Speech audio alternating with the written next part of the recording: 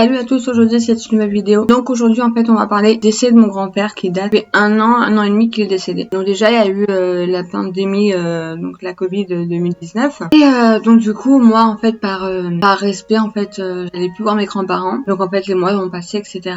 Et en fait un soir j'ai fait un rêve en fait traumatisé, je crois qu'il m'a traumatisé à vie. En fait il faut savoir, donc en fait pour vous expliquer ma petite histoire, moi je suis quelqu'un qui ressent beaucoup les choses. Et malheureusement j'ai tendance à ressentir plus négatif que positif. Ça m'arrive de faire aussi des rêves négatifs comme positifs vont se passer. Et un soir en fait j'étais en train de dormir. Et j'ai plus la date exacte mais et en fait j'ai rêvé que mon grand-père était décédé. Et du coup le lendemain je vais au cheval et en fait je vois l'infirmier de mes grands-parents qui fait aussi du cheval et en fait il voit que je suis pas au meilleur de ma forme, il voit qu'il y a quelque chose qui va pas et il insiste et je dis non je veux pas te dire je dis mais ça va passer. Il me dit bah si dis-moi, il m'a dit ça me plaît pas de te voir comme ça, qu'est-ce que t'as et là en fait je lui dis mais ça sort tout seul et j'ai vu mon papinou mourir parce que oui mon grand-père en fait c'est très rare que je l'appelais papy, je l'ai toujours appelé papinou, voilà, donc c'était mon papinou et il me regarde, il reste choqué, il me dit écoute je vais pas te mentir mais ok tes grands-parents sont âgés, je les ai vus encore ce matin mais ça va, ils sont âgés quoi, enfin voilà. Et en fait il faut savoir que il m'a jamais caché quoi que ce soit, il m'a toujours dit les choses telles qu'ils étaient. Dès que j'avais un des deux qui était pas bien, je le savais, il m'envoyait un message pour bien m'expliquer ou il m'appelait, enfin voilà. Je le regarde et il essaie de sourire pour essayer de m'aider entre guillemets et je le regarde, je hausse les épaules et puis je fais ouais. Semaine après, 7h du matin, le téléphone il sonne et je vois que c'est mon collègue en question. Et là je me dis ouh ça sent pas bon, il y a un problème avec les chevaux ou alors c'est un de mes grands-parents et il y a un problème. En aucun cas je pensais qu'il allait m'annoncer un décès. Je réponds et il me dit Lorraine. Et là je vois qu'en fait à sa voix il y a vraiment quelque chose de... À sa voix j'ai senti que c'était pas les chevaux. Donc déjà et moi je m'attendais à ton grand-père ça va pas, on a dû appeler les pompiers, ou ta grand-mère ça va pas, on a dû appeler les pompiers. Enfin, et non.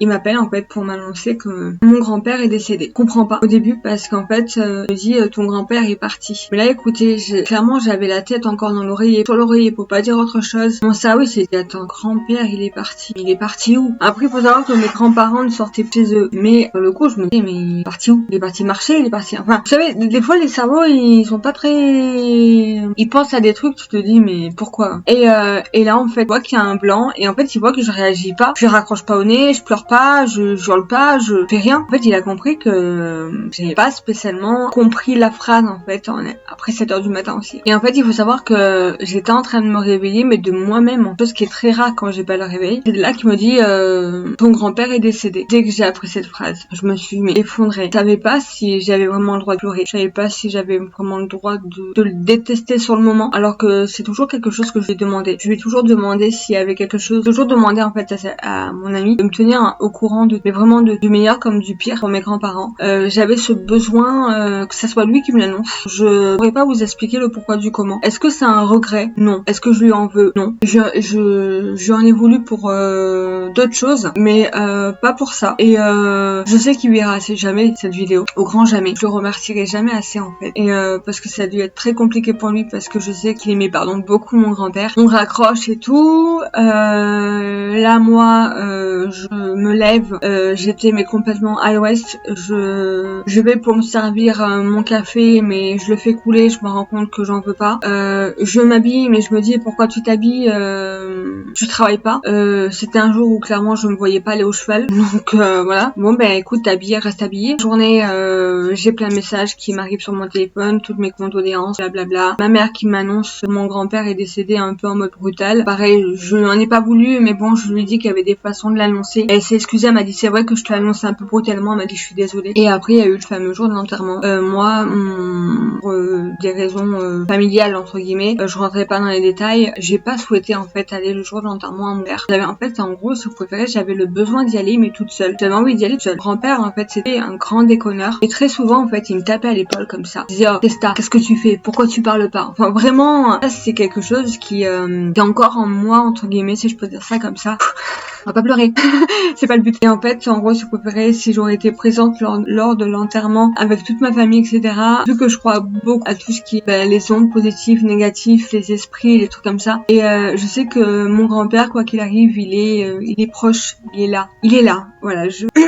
Et donc et en fait il aurait été capable entre guillemets de me taper à l'épaule en mode qu'est-ce que tu fais là, tu te fous de moi ou quoi, tu peux pas te les blairer et là t'es là parce que je suis partie. Et en fait moi c'est vrai que et donc en fait je dis à ma mère que j'irai mais toute seule, certainement le lendemain de l'enterrement. Donc j'y suis allée le lendemain de l'enterrement. Ce qui est compliqué pour moi actuellement c'est que j'ai rêvé du décès de mon grand-père. Je sentais que c'était terminé. Je sais pas comment vous expliquer. C'était pas un souhait, hein, attention. Je sentais que c'était terminé. Je m'en suis voulu et je m'en veux encore. Comment t'aurais voulu réagir à ça? C'est pas possible. Et je leur ai dit, ouais, mais j'aurais dû alerter mes parents.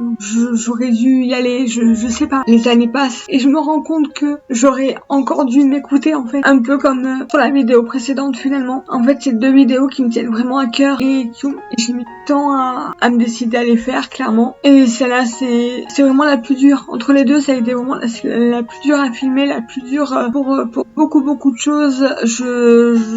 Voilà, vous dire, écoutez-vous. Je sais pas si vous avez éventuellement cette capacité de ressentir les choses comme moi je les ressens, mais écoutez-vous, faites-vous confiance. Mon grand-père, je suis allée le voir à plusieurs reprises sur sa tombe et à chaque fois que j'y vais, au bout de 5 minutes, faut que j'y aille en fait, faut que je parte. Pas parce que je vais pleurer, mais parce que je me suis en fait quand j'y vais, la phrase en fait que j'ai en boucle, c'est tout le temps on est pour terminer en fait dans une boîte ou en cendres. C'est une phrase qui, c'est pas que ça me fait peur, mais parce que je l'ai toujours dit, hein, on est pour mourir. C'est compliqué de se dire ton papinou il est là en fait, il est dans cette boîte alors qu'il le mérite pas. Enfin donc du coup voilà. Bon bah écoutez, je vous fais plein de gros bisous et puis je vous dis à très bientôt pour une nouvelle vidéo qui sera beaucoup plus gaie, je vous le promets. Bisous.